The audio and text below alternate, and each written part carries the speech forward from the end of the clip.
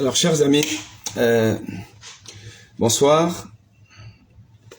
Je crois qu'il n'y a pas une bonne luminosité parce que bon, là, je fais un truc un peu improvisé. J'ai pas la logistique là pour faire un direct. On va faire avec. Je suppose que vous me voyez quand même un tout petit peu. Surtout mes amis de Facebook. J'ai pas une très bonne luminosité. C'est peut-être mieux comme ça. Bonsoir, prêt pour la révolution.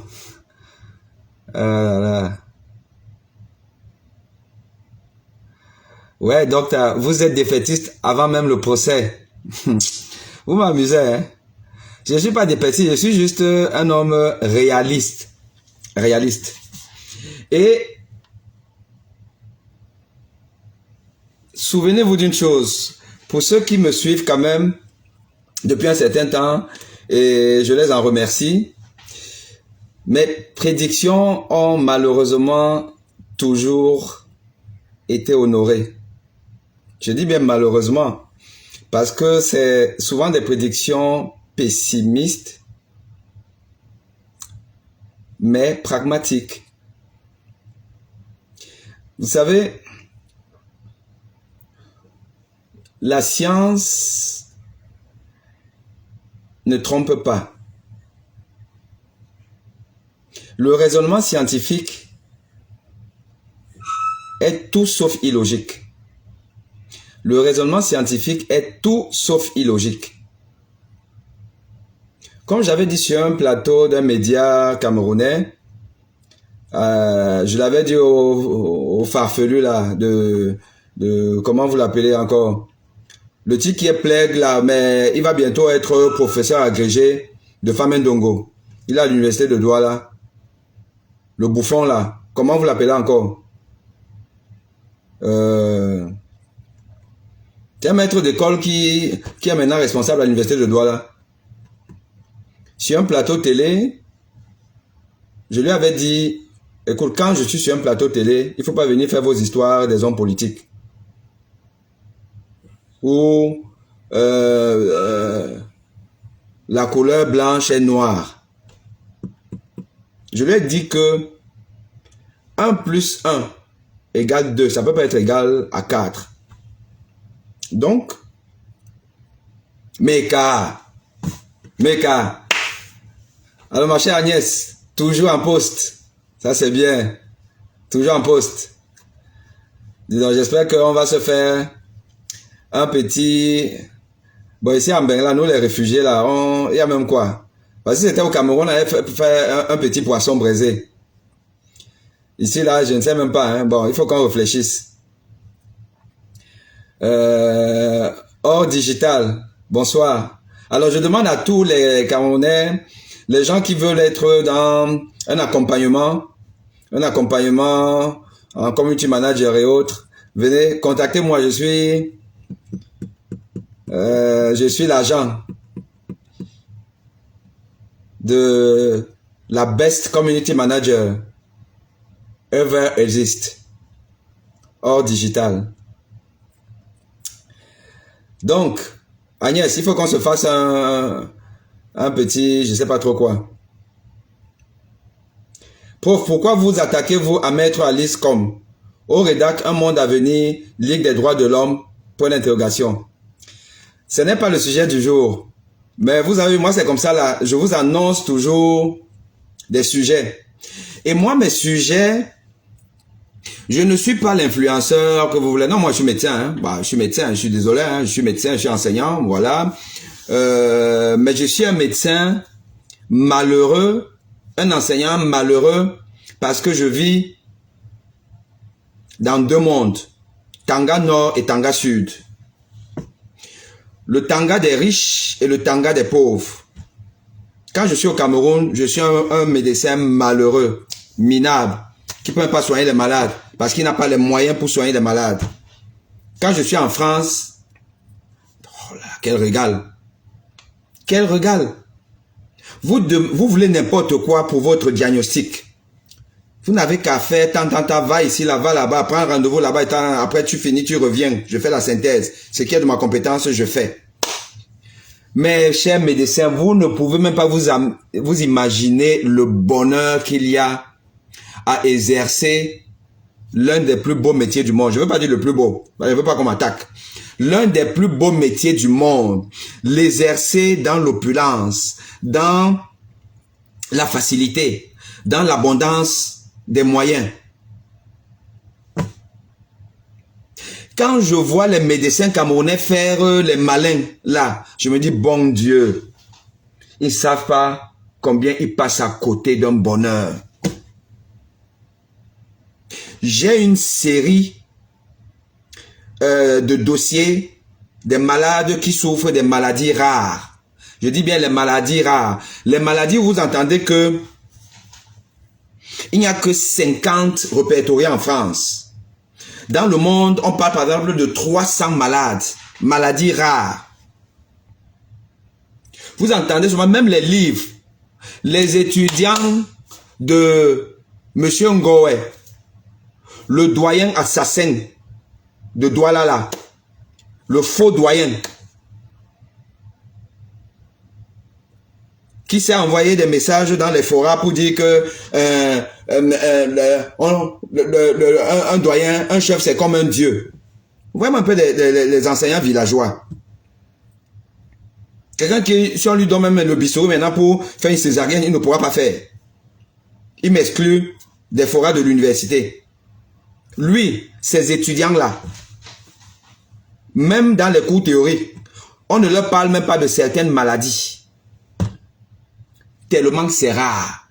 Mais ces maladies-là existent en Afrique, au Cameroun. Vous mourrez à cause de certaines maladies rares, mais connues, décrites. Moi, j'ai déjà une série peut-être de 15 malades avec des maladies rares, différentes les unes des autres, mais venues avec un bilan fait, parce que telle maladie, c'est par exemple à Saint-Louis, l'hôpital Saint-Louis. L'autre maladie, c'est dans tel hôpital, machin, où il y a les spécialistes. Mais comme le cœur, comme vous voyez là, le cœur, parce que le cœur ici là, il y a peut-être effet optique. Donc moi quand je montre tout comme ça là, le cœur, c'est le centre de tout. Vous montez, vous descendez, vous avez besoin d'un bilan cardiaque. Vous faites n'importe quoi. Aujourd'hui, j'ai une femme enceinte. Palpitations, machin, tout ça. Les oncos, cancer du sein, machin, tout, on veut faire la chimiothérapie. Le cœur, vous venez me voir sur le carrefour. En tant que cardiologue, sur le carrefour. Et donc, dans ce carrefour-là, ben, je vois toutes sortes de maladies. Des maladies rares. Vous avez ça là, donc le dossier là, le malade même est fier de vous dire que voilà, parce que les malades sont instruits, ils connaissent sa maladie. Et vous dit que non, nous sommes tel nombre répertoriés, tant. Voici le bilan, voici les examens, voici la prise en charge, les essais thérapeutiques. On est en train d'essayer telle molécule et tout ça là. Je note. Un médecin apprend tous les jours.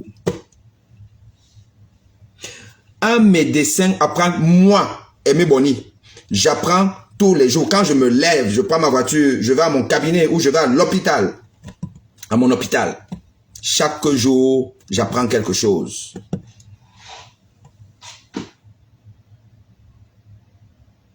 Chaque jour, j'apprends quelque chose. Pourquoi? Parce que il y a tellement de moyens, il y a tellement d'expertise, il y a tellement d'experts. Et que la transhumance des malades fait que tu tombes sur un dossier, tu apprends si tu as la curiosité scientifique d'apprendre. Et donc tu vas lire, tu vas machin, tu peux appeler le confrère, tu peux machin, tout, j'apprends tous les jours. Quand je vois donc les étudiants en médecine, quelqu'un n'a même pas encore commencé la médecine, étudiant en médecine, il manque les cours, il ne vient pas au cours, il ne va jamais à l'amphi, il ne va pas au stage, en train de faire les tournées de machin, tout de gospel et tout ça là. Vous voulez que ce médecin-là vous soigne? Il va vous soigner comment? Même les maladies classiques, normales, il ne saura pas soigner. À plus forte raison, les maladies compliquées. Je ne parle pas encore des maladies rares. Je vous parle seulement des maladies compliquées.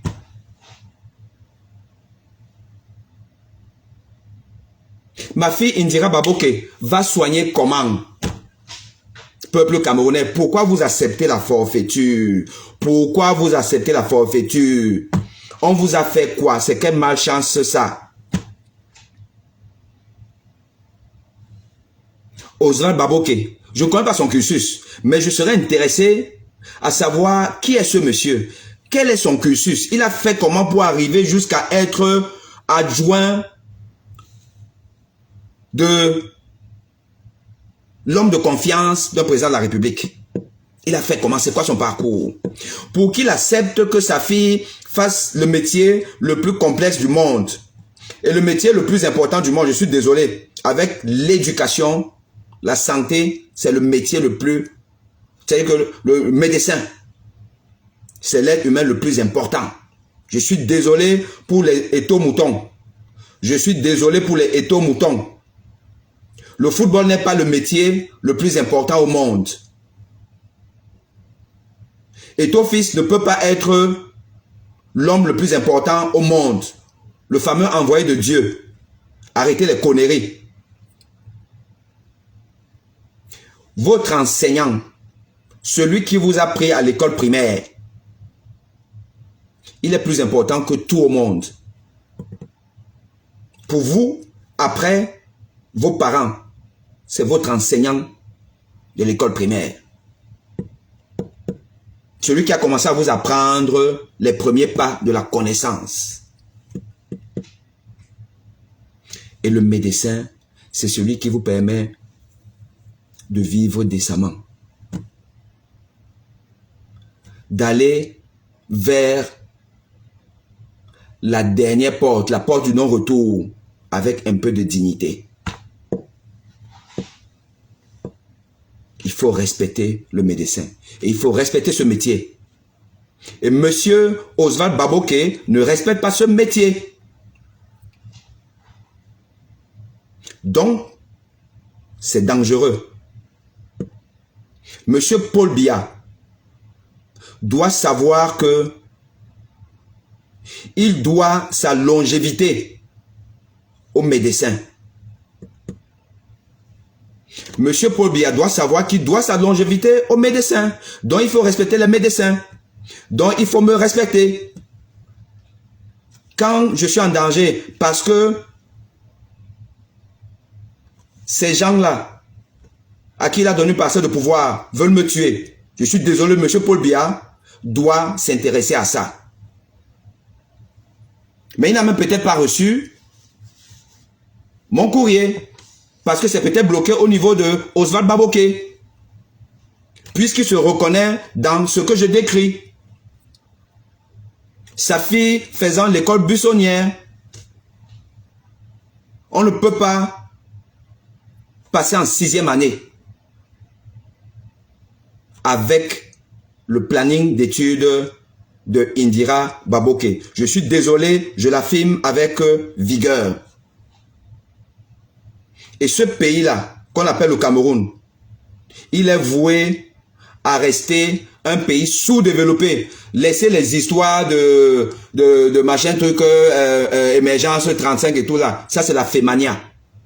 Et cette fémania-là, on a vu ça en Russie. On a vu ça en Russie. On a vu des gens comme des villageois s'extasier devant la beauté d'un pays. Un pays qu'on a souvent insulté au Cameroun. Quand nous arrivions de Russie au Cameroun, il fallait voir nos collègues médecins sortis de la fausse faculté de Maurice Sosso.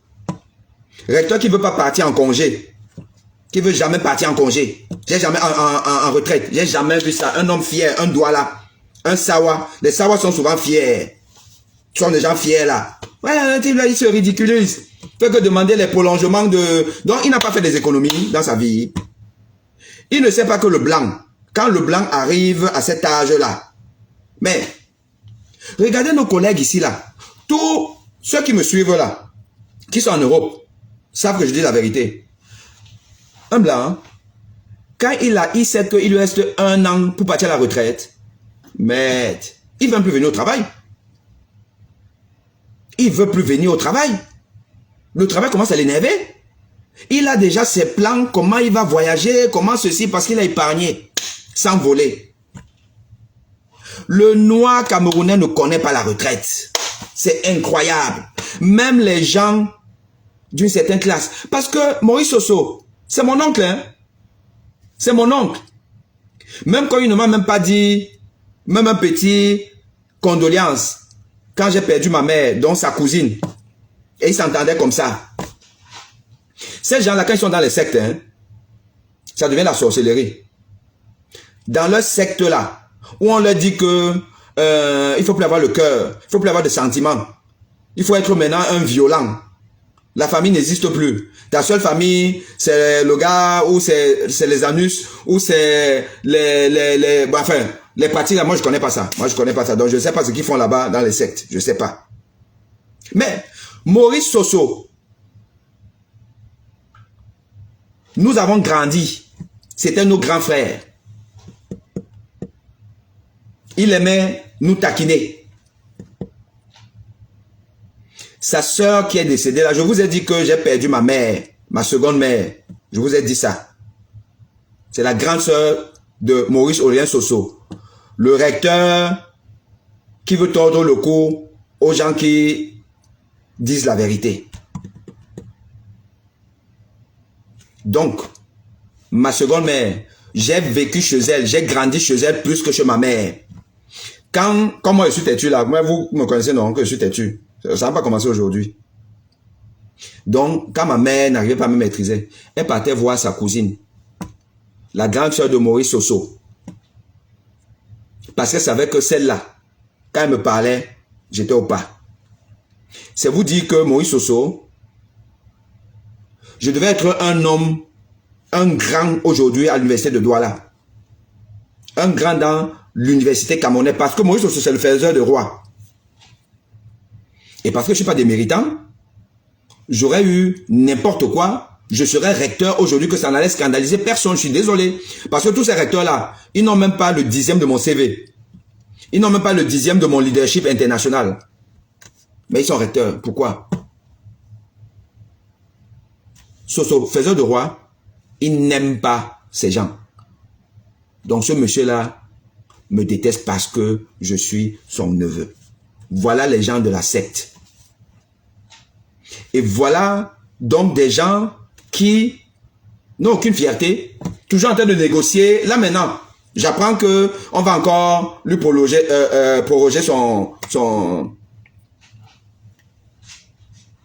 sa fonction. Pour partir à la retraite. 3 fois. 3 fois. C'est que 2 ans, 2 ans, 2 ans. Donc pendant 6 ans, tu devais déjà être à la retraite. Tu cherches encore à être là.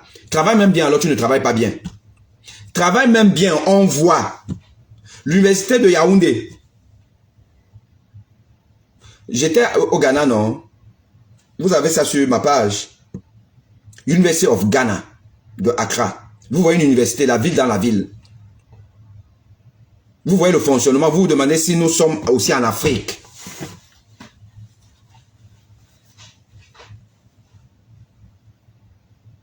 Vous avez donc les Soso. Ils sont là depuis. Ils ne font rien. Et c'est eux qui valident que la fille de Ozwa Baboke soit une étudiante en médecine fantôme. Voilà, les Maurice Soso. Des gens qui ont eu leur agrégation à Bordeaux. C'est un Bordelais. Maurice Soso, vous voyez un Bordelais. Mais quand les gens atterrissent au Cameroun, je ne sais pas trop quelle est cette malchance qui fait que ils deviennent médiocres. Et vous voulez que les Blancs nous respectent? Vous savez quelle est l'origine du racisme, de la discrimination raciale? c'est l'impression, la certitude qu'a un peuple d'être supérieur à un autre. C'est le socle, la base, la variable explicative de la discrimination raciale. C'est-à-dire, je me sens supérieur à toi, donc on ne peut pas faire les mêmes choses, on ne peut pas s'asseoir sur le même banc. Quand vous connaissez l'histoire de celle par qui la dénonciation du racisme, le combat pour le racisme a commencé, Rosa Parks, aux États-Unis. Qui a dit non? Mais à l'époque, c'était que non, vous pouvez pas parce que vous êtes inférieur à nous. Voilà comment c'est quand ils arrivent dans leurs comptoirs coloniaux en Afrique, ils prennent les gens vigoureux et tout ça. Pourquoi? Parce qu'ils viennent avec leur culture à la rencontre d'une autre culture qu'on a considérée comme des indigènes. Mais leur culture, avec leurs moyens et tout, a pris le dessus sur notre, nous a absorbés. Donc nous devons nous adapter à leur culture. Mais ce qui n'est pas évident, c'est là où la bascule s'est faite. Et ils ont estimé être supérieurs à nous de par le fait que leur culture étant devenue la mesure de toute chose, de tout comportement. Et c'est leur culture. Voilà. Les peuples qui se sont adaptés à ça et ont pu rattraper le retard et ont même commencé à être dominants, ils ont aujourd'hui le respect des Occidentaux. L'exemple des Asiatiques. Si à une époque où l'Asie et l'Afrique c'était la même chose en termes de sous-développement et où les Occidentaux prenaient les Asiatiques de haut, aujourd'hui ce n'est plus le cas. Même la petite Corée du Nord, vous savez que Trump, il est allé là-bas faire son petit cinéma. Depuis le Pyongyang, là, si tu t'amuses, je te lance la bombe. Trump s'est calmé. Et il est certain qu'aujourd'hui, un Coréen du Nord qui se balade dans les rues de New York, il bombe le torse. L'Américain ne le prend pas de haut. Il fut une époque où les Camerounais prenaient les Équato-Guinéens de haut. Vous le savez. Les gars venaient chez nous, se soigner, machin, truc là. L'hôpital général de Yaoundé, de Douala, c'était la pitié salpêtrière des Équato-Guinéens. J'étais médecin dans cet hôpital. Aujourd'hui, ils ne viennent plus. Aujourd'hui, ils nous refoulent même jusqu'à... Ils nous giflent. Dans l'Équato-Guinéen aujourd'hui, ils bombent le torse devant un Camerounais. Pourquoi? Parce que ils ont rattrapé leur retard par rapport à nous. Pendant que nous, on a stagné, eux, ils ont progressé un peu. Et aujourd'hui, on ne peut plus.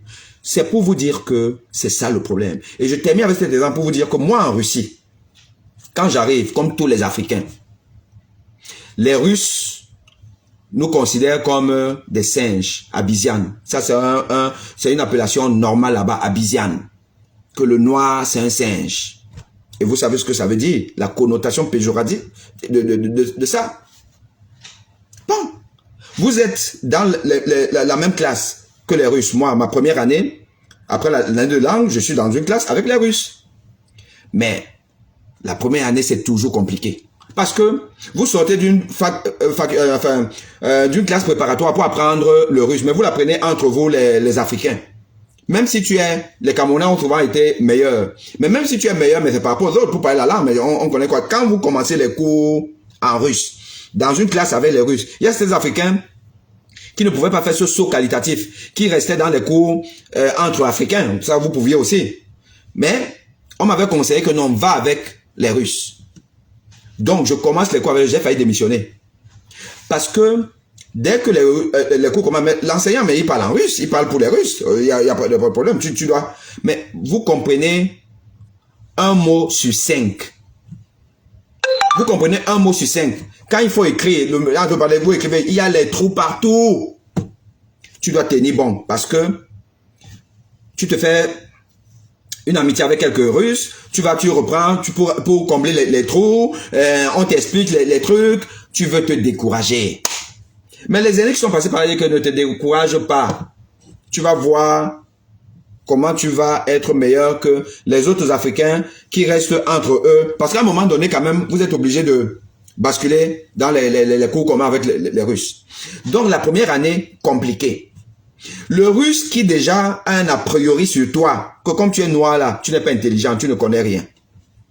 Lui, il n'est pas censé savoir que c'est des difficultés de langue et tout ça. Donc, la première année, le racisme que vous vivez, que vous subissez. Quand je vois les gens parler, se plaindre qu'en France, machin, tout le racisme, vous blaguez. Il y a le racisme en France. Les a priori. Et vous êtes toujours presque seul dans votre coin et tout ça. Parce que les gens, sauf ceux qui sont empathiques, parce qu'il y a toujours des bons. Tout le monde n'est pas de mauvais. Il y a toujours des gens quand même par empathie. Mais en fait même, c'est pas par respect, c'est par empathie, par pitié, mais ils savent que tu es quand même un nègre. Tu es quand même un nègre. Deuxième année, ça commence à aller mieux. Ça commence à aller mieux, ouais. Et dans certaines matières, quand même, tu fais des efforts pour exceller l'anatomie et tout ça. Parfois, quand c'est coincé là, tu réponds. Les gens sont surpris. Mais, donc le noir aussi peut aussi répondre. Tu fais ça une fois, deux fois, trois fois. Et comme les enseignants sont souvent ouverts, quand ça coince là, on dit que Bonnie, tu balances. Ouais. Tu commences à prendre de l'espoir, que machin, truc là. Et tu commences à maîtriser la langue, ça commence à devenir bon. Avant, tu étais à 30% de compréhension de ce qu'on dit. Deuxième année, tu montes à 50%. Troisième année, tu es déjà à 80%, donc ça va déjà assez correctement. Quand tu commences à sortir donc maintenant tes cartes dans les matières où tu excelles, j'étais le meilleur dans certaines matières et notamment, évidemment, la cardiologie. Quand on a commencé les cours de cardiologie, parce que moi j'avais décidé d'emblée que je vais te mettre cardiologue, j'étais dans ma classe, dans ma promotion, le meilleur en cardiologie. Donc dès les cours de sémiologie, parce qu'on fait les cours de sémiologie en troisième année, cours de sémiologie cardiologique, plus maintenant les cours de clinique, de pathologie, cardiologie, j'étais le meilleur parmi mes camarades russes. Moi, Aimé Bonny, le nègre, mes collègues russes aujourd'hui, s'ils sont là dans le monde et qui savent ce que je suis devenu, ils ne peuvent pas s'étonner. En cardiologie, toutes les matières cardiologiques, j'étais le meilleur. Et de manière globale, j'étais loin d'être derrière. Au contraire, j'étais loin. Mais tout ça en faisant la formation en russe. Et je veux donc vous dire que très rapidement, je me suis fait des amis, de vrais amis avec les Russes. Et même des copines, relations sentimentales avec des camarades de ma promotion. On fricotait. Je me battais avec des copains russes là pour sur les petites. Je dis encore que c'est un peuple, on peut tout dire, ils ont leurs défauts comme ils ont leurs qualités. C'est comme un peuple où le racisme, vous le dites, ce n'est pas un scoop. Et vous avez des filles russes mais qui peuvent être amoureux de toi, mais parce que tu es noir, ça ne se présente pas bien dans la société. Donc, il y a ce frein. Mais je vous assure que ce soit dans aller dans les fêtes, aller dans le nouvel an, les trucs comme ça là, se balader avec les nanas, les camarades, et même les petites, officiellement, moi, je le faisais. Et il n'y avait pas la même barrière avec moi qu'avec certains Africains. Pourquoi? Parce que sur le plan de l'école, j'avais mis tout le monde d'accord que c'est pas parce que je suis africain, mais j'ai aussi quelques neurones dans la tête. Et ça, l'homme blanc il a une qualité. Quand tu es bon, il reconnaît que tu es bon et il te donne ta place. Ça, il faut le dire. Donc, le racisme a pour socle la différence ou bien la perception d'une différence de valeur entre deux personnes de couleurs différentes, de peuples différents. C'est ça le socle du racisme. Donc pourquoi vous voulez vous étonner que les Blancs n'aient pas de considération pour nous? Quand nous avons les premières autorités du pays, un pays riche, pas moins riche que la Russie, arrive en Russie, commence à faire les villageois, machin truc, parce qu'on ne peut pas voir ça ici. On ne peut pas voir ça au Cameroun. On ne peut pas, on nous dit qu'on a tout. On a même déjà trouvé et le gaz. On a dit qu'on a trouvé le diamant. On a ceci, on a tout. Vous avez tout. Mais vous êtes les plus pauvres du monde. Et quand vous arrivez en Russie, vous écarquillez les yeux partout. Vous prenez les selfies partout. Comment vous voulez que les Russes vous respectent? Vous pensez que les Russes, là, les autorités russes, là, les Vladimir Poutine et puis cette là, vous croyez que quand ils restent entre eux, comment ils parlent des nègres? Pas ça va dire nègres. Tchorne, noir, abisiane, singe. Voilà comment ils nous appellent. Je suis désolé, c'est comme ça qu'ils appellent nos chefs d'État. Les gens qui sont partis faire les oiseaux là-bas, les Sassou Nguesso, on est parti, l'avion qu'on a loué, c'est aller d'abord à Dubaï, on n'a pas machin truc, vraiment on est même arrivé ici là, un jet. Vous avez vu l'attitude de Vladimir Poutine et ces gens. Je vous assure, je suis sûr à 200%, quand ils sont restés entre eux là, ils insultaient nos présidents d'être des vrais nègres.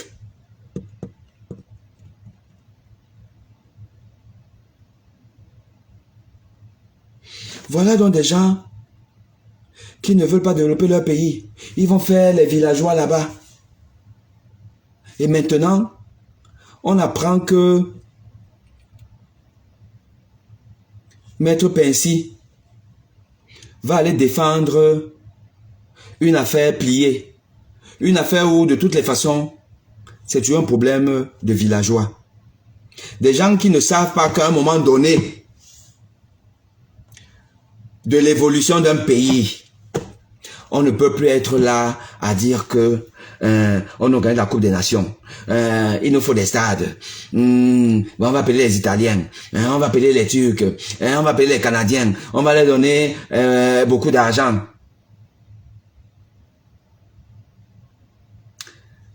Monsieur Ferdinand Gongo, moi je ne sais pas. Honnêtement, je ne sais pas si c'est la malchance. Pourquoi nous n'aimons pas ce pays? Qui a dit, je me suis posé la question, hein, qui a dit qu'un homme politique doit être fondamentalement incompétent? Qui a dit qu'un homme politique ne peut pas être intelligent?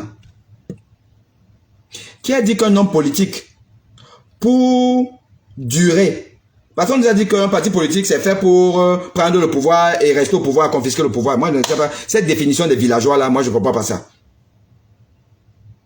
Pourquoi un parti ou un homme politique ne peut pas faire la politique que je viens, je laisse mes marques et je m'en vais comme Nelson Mandela? Qui a dit que la politique, ça ne peut pas être comme ça? Pourquoi la politique doit être toujours une histoire de faux trucs, de bizarreries? Et comme les bizarreries, là, il ne faut pas en parler, l'homme politique devient un sanguinaire. Il doit commencer à réfléchir comment, comme il a le pouvoir, il doit tuer, il doit zigouiller, il doit... c'est quoi? C'est quoi? Ngongo. Ngongo. Vous ne pouvez pas être compétent. Vous signez un truc que Maître Pincy, depuis quand Maître Pincy n'a plus plaidé? Ou je pose la question autrement. Quand est-ce que Maître Pensy a porté une robe un jour? Il s'est placé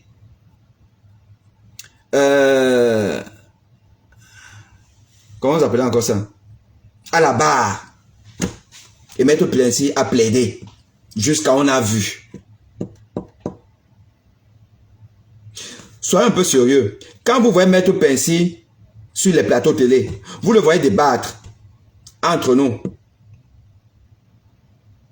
Si on me met avec Maître Pensy, avec mes limites que je ne suis pas un juriste, on donne un dossier, même le dossier McGill là, on me donne, les Canadiens me prennent. Et comme vous avez déjà pris Maître Pensy, on nous met là à Paris. Vous pensez que Maître Pensy va me faire 2 minutes? Maître Pensy pourra même faire 2 minutes avec moi. Un gars qui a un raisonnement tellement illogique. Parce qu'un avocat, même quand tu défends une mauvaise cause, ben, dis donc, il faut être intelligent.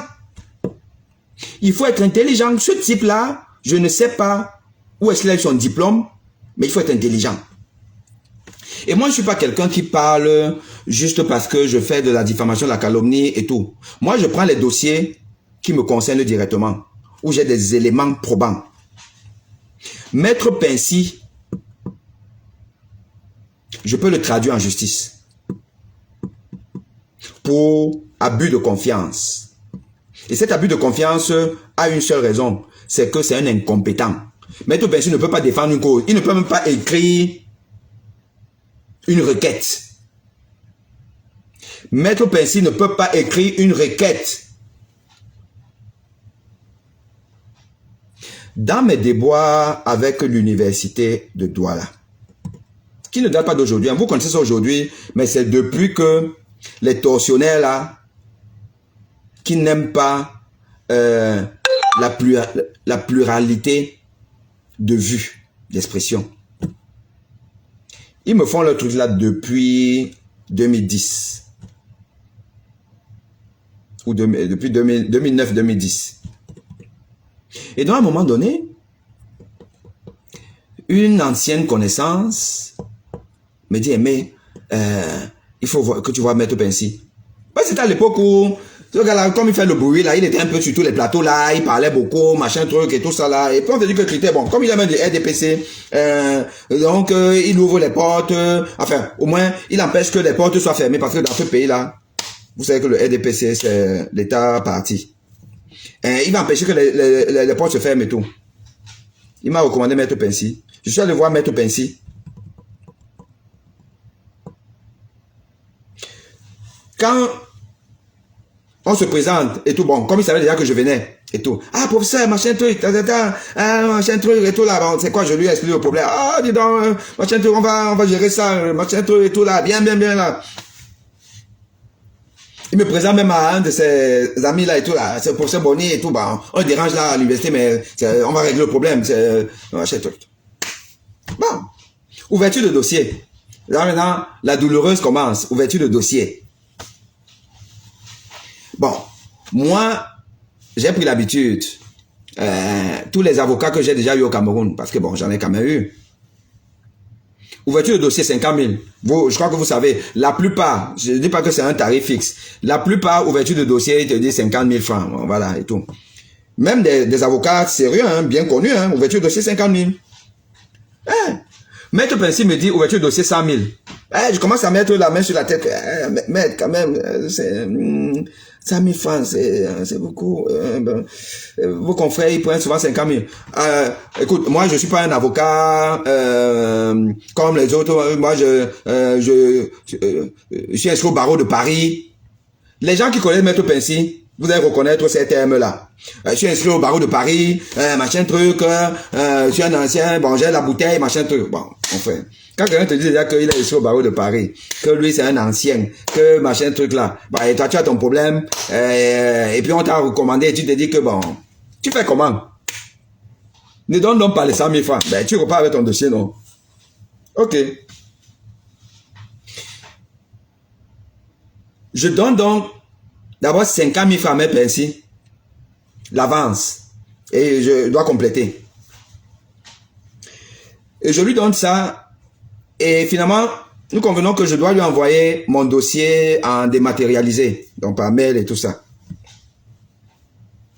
J'envoie le dossier à Maître Pensy. Et je lui envoie le complément, 100 000. Enfin, 50 000 francs, ça faisait 100 000. Donc, Maître Pensy a mes 100 000 francs. Il a mon dossier que j'ai envoyé par mail, comme il m'a dit, et tout ça là. Maintenant, et les avocats, ils étudient dans le dossier, machin, tu fais l'ouverture du dossier, machin truc, ils t'expliquent, bon, comment, sur quel est l'angle d'attaque, comment on va faire, machin truc et tout ça là, temps, bon, maintenant pour ça, bon, ça va coûter peut-être tant, machin, soit c'est un forfait, soit c'est à la tâche, bref, mais quand même, voilà. Une semaine, rien. 2 semaines, rien. Je relance, là je dis, mais machin tout que tout, bon, tu vois qu'on a lu, mais on ne répond même pas. 3 semaines, ben, là, ben, je commence à ne plus être content. Et je le relance en disant quand même que bon, là quand même c'est bon. Qu'est-ce qu'il en est? Maître Pensy me dit, m'écrit, j'ai tous nos échanges. D'ailleurs, j'avais fait une publication sur ça. Vous pouvez aller regarder la publication. Maître Pensy me dit, pour s'excuser de ce que, voilà, il n'a pas réagi depuis. Maître Pensy me parle que on a coupé l'électricité dans la zone depuis 1 semaine. On a coupé l'électricité au point où Maître Pensy n'a donc pas Internet, ne peut pas télécharger mes documents que je lui ai envoyés depuis. Voici ce qu'un avocat, défenseur du RDPC, qui était, parce que tout ça c'est dans la période de 2018, hein, parce que ça tourne autour de l'élection présidentielle. Si je m'abuse, peut-être que l'élection n'était pas encore passée, mais ça faisait partie des mecs, les envoyés au charbon, qui partait nous expliquer que le pays est bon, Paul Biya est bon, c'est le candidat, enfin c'est le président qu'il faut, il faut continuer, faire confiance, machin, vous connaissez Maître Pensy. Mais je reste comme ça, là, je dis qu'attends, ça c'est un avocat. Voilà une raison qu'un avocat donne à un client, que il n'a pas, on a coupé l'électricité au quartier depuis 1 semaine. Tu as déjà pris l'argent de quelqu'un, 100 000 francs. Avec 100 000 francs, donc tu ne peux pas envoyer ton assistant, ton clerc, ta secrétaire, de partir au quartier d'à côté, où il y a l'électricité, dans un cyber, pour télécharger un dossier. Ramener ça pour que tu utilises, parce que le client t'a quand même donné 100 000 francs. Toi, l'avocat de Paris, un avocat de Paris qui n'a pas de groupe électrogène, qui n'a rien, qui n'a pas de truc. Maître Pensy. Et après, sur le plan politique, mince, quelqu'un qui nous dit que le pays va bien, le pays va si bien qu'il faut continuer avec la même mauvaise gouvernance. Et c'est lui qui dit que dans un pays normal, où on est riche jusqu'à ce n'est plus bon, on peut rester 1 semaine sans électricité. Donc lui-même, il reste 1 semaine sans électricité. Et il n'est pas fâché après le président de la République. Au point de passer sur les plateaux télé, nous dire que tout est bon. Donc dites-moi, comment Maître Pensy peut me gagner sur le procès de McGill, si moi je suis le défenseur de McGill. Comment lui Maître Pensy? Comment? Avec quelle intelligence? Avec combien de neurones dans la tête? Pour venir dire à un monsieur qui t'a donné 100 000 francs que tu n'as pas l'électricité au quartier le plus... Puisque d'abord, c'est un mensonge. Ça veut dire que cet avocat-là, c'est un avocat lolo, comme quelqu'un dit, avocat lolo. Monsieur Ngongo. Monsieur Ngongo, vous nous avez fait perdre des milliards. Vous voulez encore nous faire perdre des milliards avec l'avocat lolo.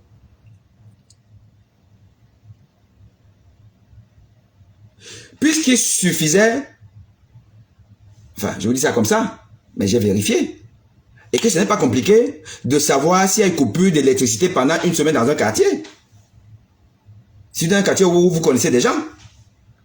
C'est quel avocat donc qui ment de manière aussi bête? Parce que même le mensonge doit être intelligent. Maître Pincy donc, je finis par lui dire que vous n'êtes pas sérieux. Et on s'est embrouillé là, gâté là. Parce que je dis que monsieur Pincy, remettez-moi mon argent.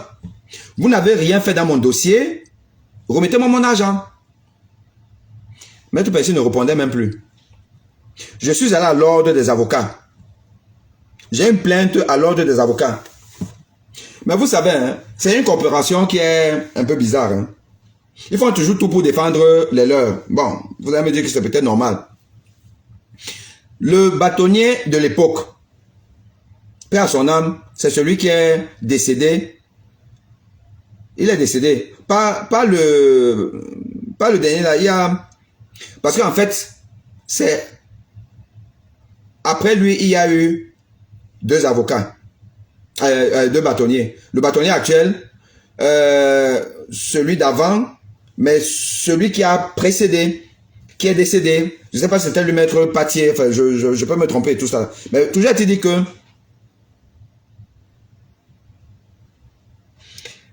quand il était encore vivant, je donne le dossier, ça a traîné, ça a traîné. Après, un jour, j'ai commencé à ne pas être content. Il m'a expliqué les histoires, comme il était dans les histoires de conflits, de machin, de trucs là. J'ai compris qu'il ne voulait pas trop se mêler parce que, bon, quand même accusé. Maître Pincy, je sais pas trop qu'il est dans leur corporation là et tout, mais bon, mais comme moi, ce genre d'obstacle là pour moi, ça me donne un plutôt la niaque.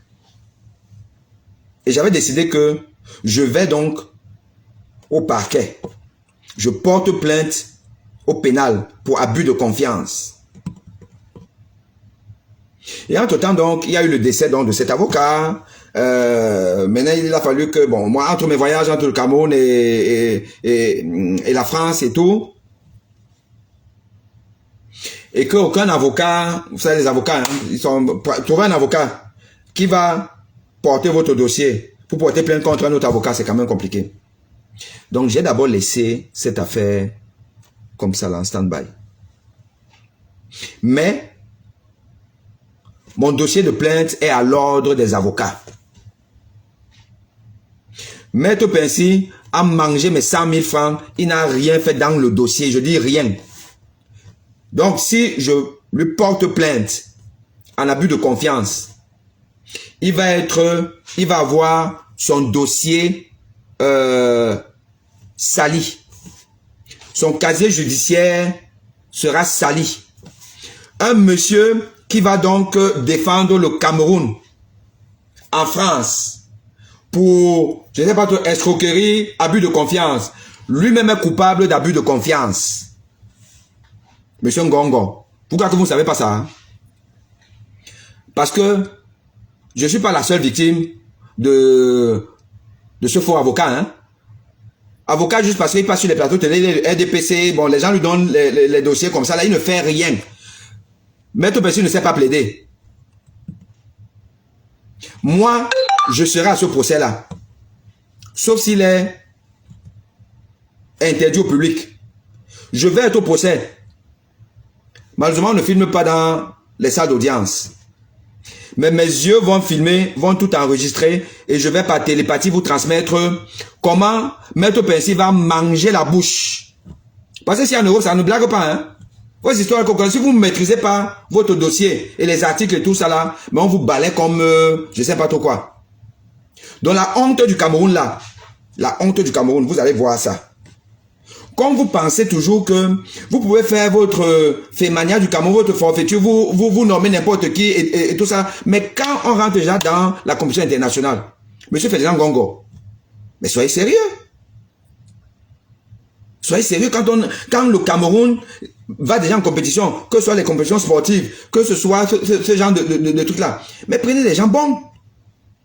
Vous n'êtes pas toujours obligé de prendre vos gens là parce que j'imagine la Talakou que ce truc-là a fait, puisque c'est depuis que eux dans les coulisses, ils savent. J'imagine les coubettes. J'imagine, bon, on dit que bon, pour service rendu, bon, on t'envoie aussi. Monsieur Ngongo. Il faut aimer ce pays. Il faut aimer ce pays. Vous avez la chance que beaucoup de Camerounais n'ont pas. Combien de Camerounais sont secrétaires généraux de la présidence de la République? Combien? Combien de Camerounais ils sont appelés vice-dieux? Combien? Mais tout ça, si le Cameroun n'existe pas, vous n'êtes rien. Si le peuple camerounais n'existe pas, vous n'êtes rien. Parce que vous n'allez pas commander les arbres. Mais respectez au moins ce peuple. Respectez ce peuple. Arrêtez, chaque fois que vous prenez une décision, mais on a bien envie qu'une fois on se dit que bon, vraiment au moins là c'est bon, mais dis donc, chaque fois que vous prenez des décisions, c'est toujours des décisions, un genre.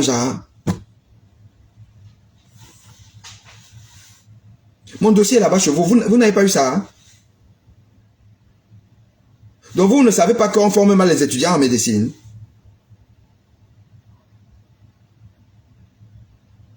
C'est vous qui avez demandé à monsieur, je parle de l'anglophone. Vous allez comprendre pourquoi. L'anglophone qui est président du Conseil national de la communication. Qui certainement ne connaît pas le français. Mon prochain courrier, je vais le faire en anglais. Parce que pour qu'ils comprennent. Mais je sais que ce n'est pas un problème d'anglais. Ou de français. Ou je le relance sur l'affaire de l'université de Douala Equinox et le rôle d'Equinox. Il vient me sortir une connerie. Quand je lui dis que Equinox a coupé la partie où je parle de la formation universitaire, que vous partez dans le site d'Equinox, maintenant il n'y a plus ça. Vous partez sur YouTube d'Equinox, vous n'avez que la première partie, vous n'avez pas cette partie-là. Le type me répond que un journaliste, il a le droit d'enlever et de ne pas diffuser une partie qui lui semble contraire à la déontologie et tout ça là. Monsieur Ngongo, nommez-moi des gens intelligents. Dans tous ces organes qui gèrent le Cameroun, où les gens ont des villas à retaper à des milliards et tout, hein, à ne rien faire alors que c'est des nullards. Nommez des gens intelligents. Regardez comment est-ce qu'un monsieur qui est le président de l'organe qui régule la déontologie des médias, regardez un peu comment il se rend ridicule. Un genre de droit de ne pas diffuser. Ne pas diffuser quoi? Ne pas diffuser quoi? Puisque c'était déjà diffusé. Je suis sûr que lui-même, tous les équinoxes, la vérité en face. Vous voulez dire que le CNC n'a pas des gens qui scrutent toutes les émissions dominicales. Et donc ils n'ont pas vu ça. Hein? Ils n'ont pas vu que ça a été diffusé. Que la partie où je décris le truc, que ça a été diffusé, tous les Camerounais ont vu ça. Donc ce n'est que le CNC qui n'a pas vu. Vous venez dire que le média a le droit de couper. Donc il dit ça un peu comme si il y a eu préenregistrement. Maintenant, c'est vrai que et ces gens ont estimé que non, quand même, ici là ils racontent des conneries, on peut pas mettre ça, c'est pas vrai que 80% des étudiants ne viennent pas entre eux, donc on enlève et ils diffusent donc juste l'autre partie. Le courrier qui m'adresse là signifie que c'est comme ça s'est passé. Or, il sait qu'il ment. Un homme qui a bénéficié du décret du président de la République ment. Puisque ça a été diffusé. Sauf que après, On enlève parce qu'il y a eu des pressions.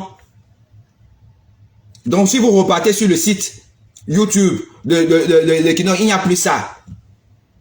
Regardez-moi, des gens comme ça, là, moi, hein, je dis que cette histoire, si elle va finir à la CPI, je vais mener l'affaire là, ça va aller le plus loin possible.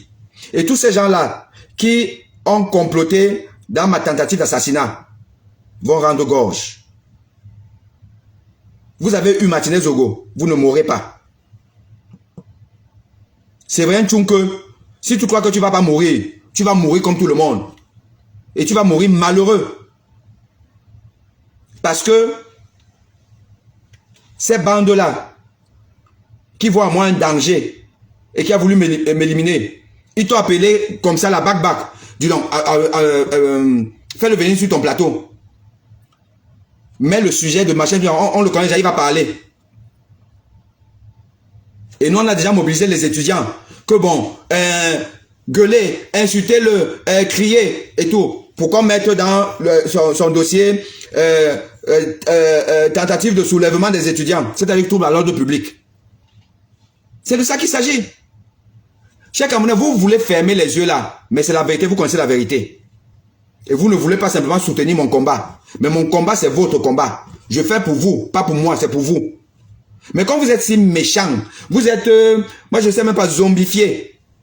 Vous tournez le dos. Après on va bien dire que Equinox, t'as fait quoi? Equinox? Il s'est parlé de Martinez Zogo, parce que Martinez Zogo est mort.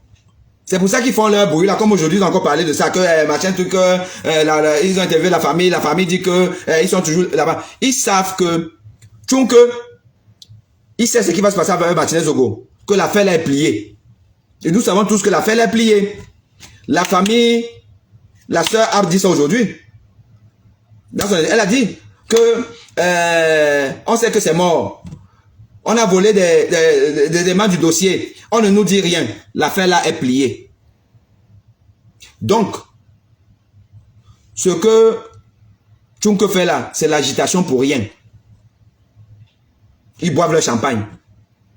Mais c'est quand quelqu'un est encore vivant et il peut parler, là, ils ne veulent pas. C'est pour ça que Tchunke et Equinox n'enquêtent pas, n'ont pas enquêté sur mon affaire. Parce que ça va emporter des gens. Parce que ce n'est pas qu'on va dire que Martinez Zogo n'est pas là, qui a même tué. On ne sait même pas encore qui a dit c'est terminé l'affaire. Avec moi je sais. Et personne ne peut parler. Ozor Baboke, garde le dossier. Ngongo, ne parle pas de ça. Parce que Famen Dongo est dans l'affaire, puisque c'est son recteur qui a voulu me tuer. Et vous me parlez de Equinox. Equinox quoi? Vous savez pas que Tchunke est du RDPC? Vous savez pas que Tchunke, c'est l'ami de ces gens-là? Vous savez pas que Equinox, c'est juste un média utilisé par le pouvoir, justement pour vous détourner, pour vous calmer un peu, pour vous dire qu'on a au moins Equinox. C'est le bruit. Puisqu'avec tout ce que Equinox a donc fait sur Martinez Zogo est où? Dites-moi un peu. Réfléchissez, hein? Réfléchissez. Martinez Zogo est où? Aujourd'hui, la famille nous dit que l'affaire est pliée. Aujourd'hui. Mais votre Equinox a donc fait tout le bruit, non?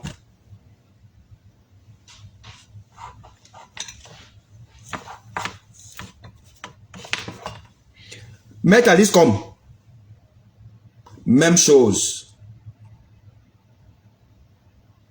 Maxilien Ngombe du Redac, même chose.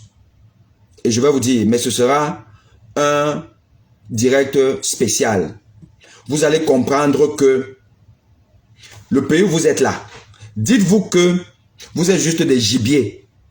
Vous êtes des gibiers d'une mafia tentaculaire où le sang, c'est comme le vin rouge de ces gens-là. Le business de la mort. J'ai intitulé ça et je vais vous donner des détails. Continuez à nous insulter. Continuez à nous machin truc là. Vous allez mourir avant nous. Mourir dans des conditions bizarres. Vous avez un peu le palu, vous mourrez. Parce que les gens sont mal formés. Pas équipés. On va donner maintenant des milliards à Pensi. Vous pensez que Pensi, pour l'affaire là où il va venir taper sa bouche ici là. Lui, il a déjà assuré sa retraite. Hein. Il a assuré sa retraite. Vous êtes là, vous continuez à marcher, vous n'avez même pas de quoi vous soignez le petit doigt. Mais vous êtes là, vous défendez l'indéfendable. Continuez. Continuez. Les vrais peuples vous parlent là-bas, vous ne voyez pas.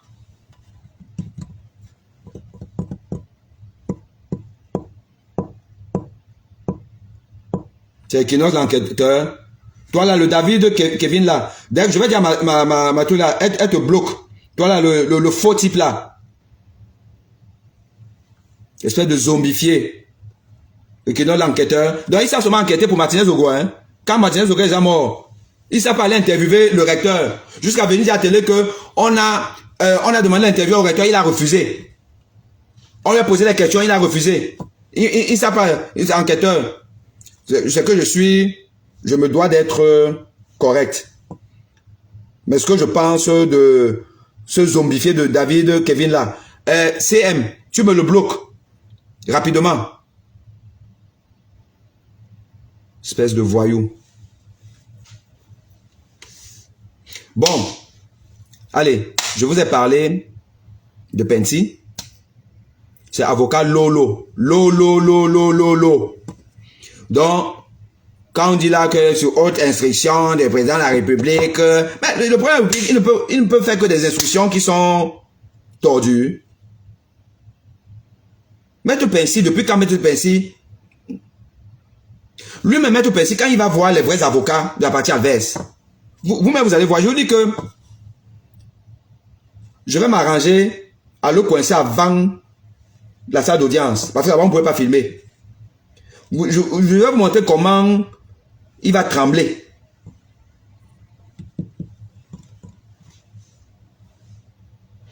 Et quand vous voyez les instructions qui sortent de la présidence, vous pensez souvent que le Cameroun est bien dirigé. Vraiment. Oh, Zamba, vraiment. Oh, ce pays-là.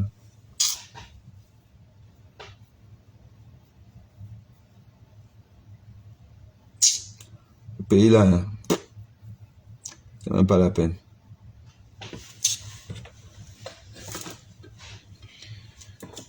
Pays-là, ma chance.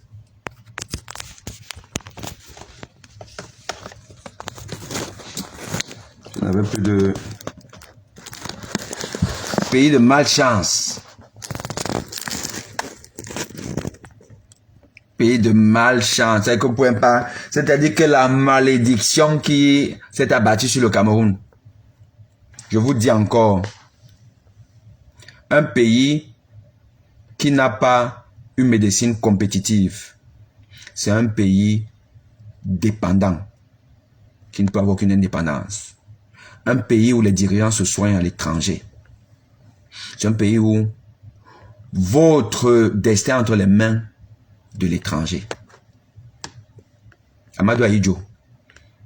Les Français lui ont flanqué un cancer imaginaire, qu'il va déjà mourir, là, il faut qu'il se repose. Pourquoi? Parce que François Mitterrand, le président voyou là, qui a causé beaucoup de tort en Afrique, il avait gardé Dang Ahidjo à cause du procès de, je crois, Ernest Wandje. Il est venu ici là-bas, on l'a fait rentrer là, que disons, on va là-bas. Sauf que en 81, il a pris le pouvoir. Il a dit que toi là, je te vis. Bah, mais il est intelligent. Il sait que les Africains aiment se faire soigner par les Blancs. Et Amadou Ahidjo donc, qui a quand même passé 20 ans au pouvoir, donc il avait le temps de mettre en place aussi certaines compétences.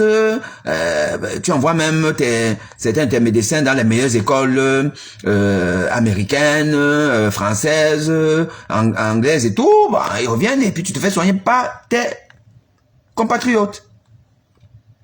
En ayant un hôpital central tout là, bon, quand même flambant neuf qui est bien équipé. Donc c'est pas compliqué. Ah, il préfère se soigner là-bas, il va là-bas, on fait un petit check-up et tout. Monsieur, écoutez, vous avez un cancer de prostate métastatique, donc espérance de vie 1 an. Mais maintenant, quand même, pour essayer de prolonger ça, avec les traitements qu'on vous donner, bon, il faut vous reposer, parce que puis la fonction du président, c'est incompatible et tout ça. Quand le noir entend comme ça, là, du blanc, en plus, un blanc qui est médecin, il va dire, compatriote, Camerounais, j'ai décidé de démissionner de mes fonctions de président de la République. Et j'ai décidé de confier la destinée du Cameroun à mon successeur constitutionnel, Premier ministre, Monsieur Paul Biya. On ne s'attendait pas à ça. Bon, non, moi j'étais encore des gamins, mais quand même, à Idio, on savait déjà quand même que c'est un homme à pointe, c'est un homme machin truc, c'est un homme qui aime son pays, bon, qui est quand même un peu dictateur, mais l'époque le voulait, bon voilà, et tout ça, mais quand même, il tenait les rênes du pays, bon, ses ministres, c'était pas des voyous, c'était pas des mecs qui ne parlaient qu'en milliards et tout ça, bon, les histoires de Covid-Gate et tout, c'était impossible. Tu vas faire comment? Tu vas faire comment pour amener les histoires que Covid-Gate, Can-Gate, machin truc, tu vas faire comment? Hein? Attendez, est-ce que... Tu vas faire comment? Impossible. L'histoire de la Cannes 72, bon, on a pris ça, moi j'étais assez gamin. Il y a eu des petites histoires de détournement de Cannes 72 et tout, mais le gars il a foutu les gens en prison. Et les prisons de Aïdjo, ce n'était pas la prison où on nous dit que Amougou Belinga, il passe son temps à niquer en prison, à je sais pas trop quoi. Bon, moi je ne sais pas, c'est ce qu'on dit. Non, les prisons d'Aïdjo. Donc, on apprend comme ça que, bon, on change de truc. Ben, évidemment, les gens avaient déjà quand même un peu marre hein, de lui, 20 ans, bon, voilà, et puis Paul Biya, c'était un homme effacé, il parlait pas beaucoup, bel homme et tout, l'envie du changement. Mais les gens étaient prêts à mourir pour Paul Biya. Jusqu'à les gens de ma génération, là, vous connaissez, il y a eu des chanteurs là qui ont chanté, parmi lesquels Nga Les Jojo. Nga Les Jojo a sorti une chanson terrible après l'histoire de coup d'état de 84. Chanson terrible. Ayo, yo, Camerounais,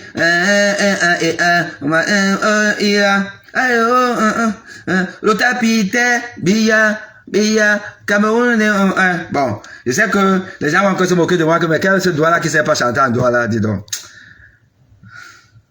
Je suis un russe. Si vous voulez, je vous sors une chanson maintenant en russe, là, Anna Pugacheva. Vous-même, vous allez sûrement...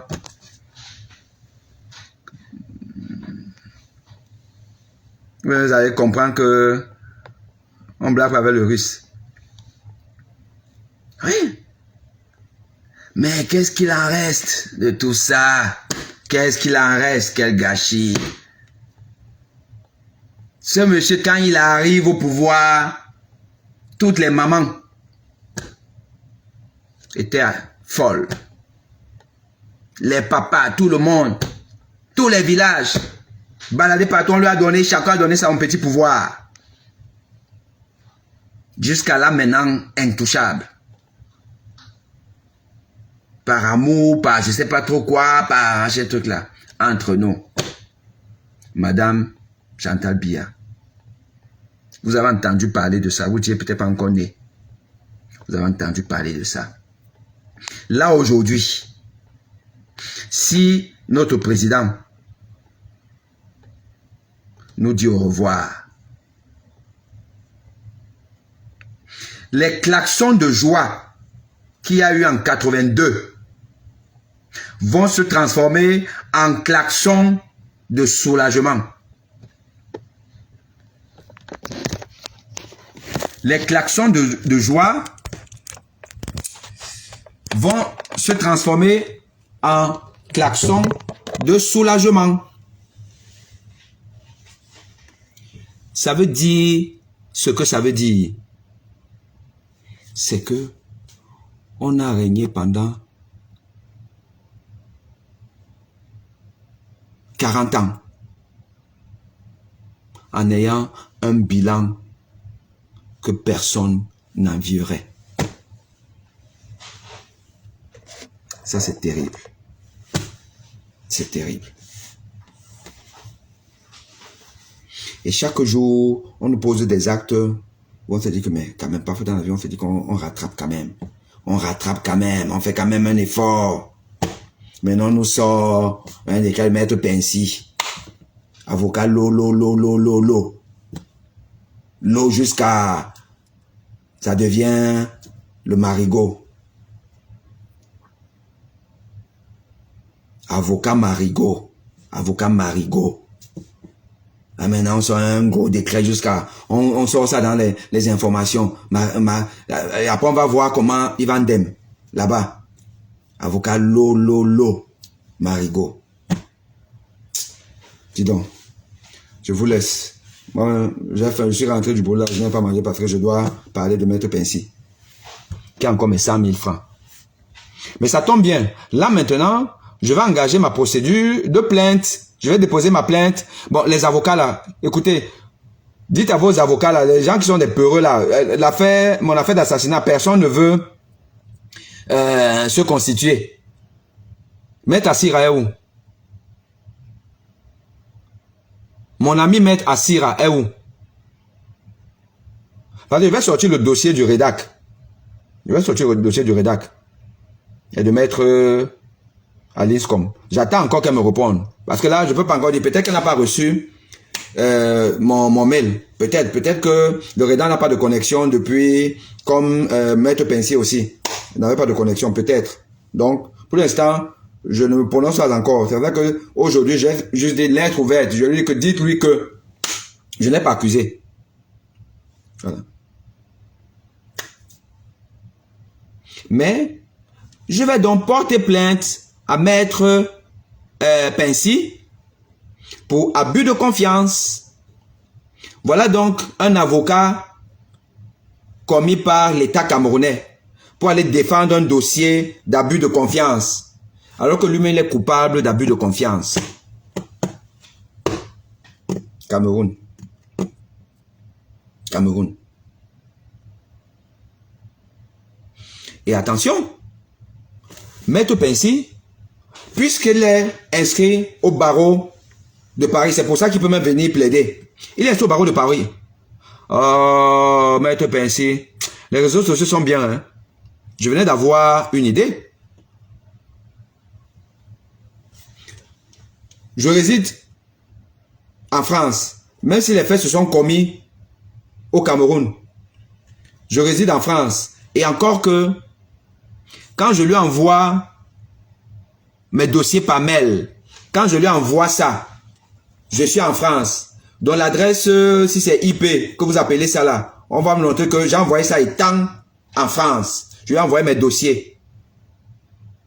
Il est inscrit à l'ordre des médecins, des avocats en France. Je suis résident en France.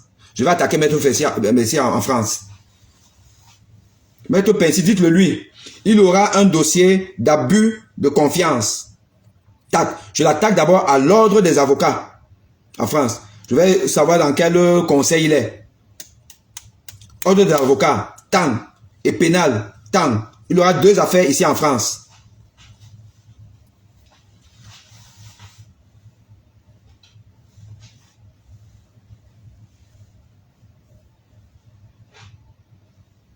Donc, vous pouvez déjà dire, j'annonce, je vais porter plainte à Maître Pincy en France pour abus de confiance. Donc, contestation d'honoraires, tant. Manquement à la déontologie, 2. Ça c'est le dossier ordinal. Et 3, abus de confiance pénal.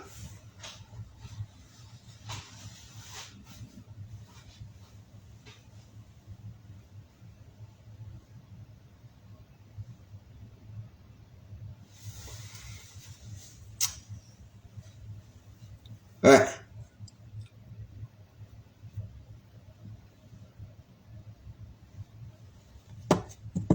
Aïe, aïe, aïe. Pays de merde.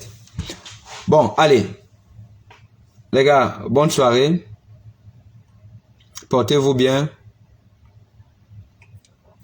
Tu proposes quoi pour qu'on sorte de cette situation? Ouais, c'est... Moi, ça, c'est les questions...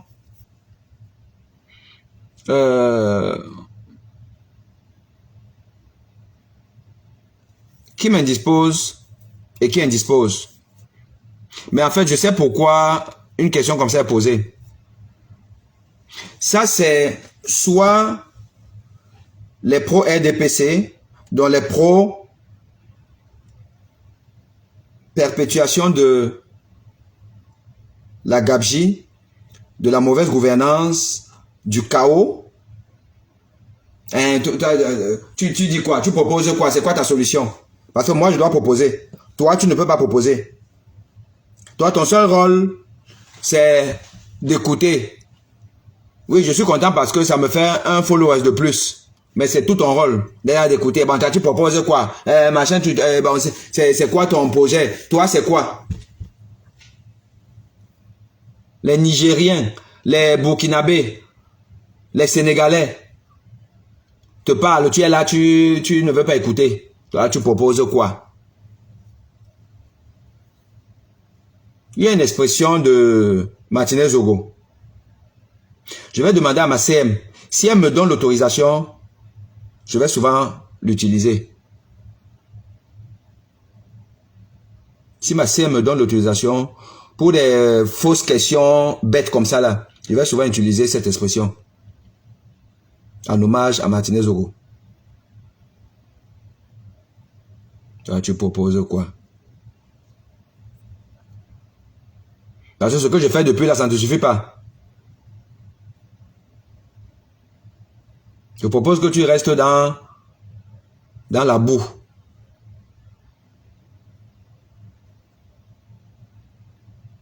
Ok, les enfants. Allez, ciao, ciao, ciao, ciao. Oui, oui, bien sûr. Il faut saisir le bâtonnier de la ville de son inscription à l'ordre. Ça, je le saurai. Je vais faire les recherches. Et si quelqu'un a une idée, je suis preneur. Là où Maître Pincy est inscrit au barreau en France, je vais porter plainte. Et dès que j'ai porté plainte, là à l'ordre, je porte plainte aussi au pénal. Pour abus de confiance, il va venir en France, il va trouver qu'il est convoqué. Voilà.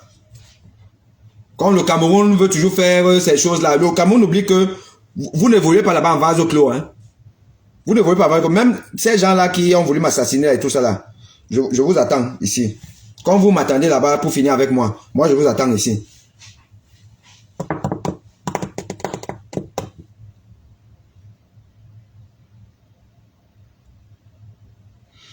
Ah, c'est quoi? Mébi me coupe, c'est ça, hein? Mébi me gnaque. Ça veut même dire quoi? Qui connaît l'expression là? Ça veut dire quoi? Que veut dire mébi me coupe? Spasiba Balchoy. Ah, voilà mon frère. Donc, t'as le russe. Spasiba Balchoy. T'es bien toché. Kako t'es bien de là.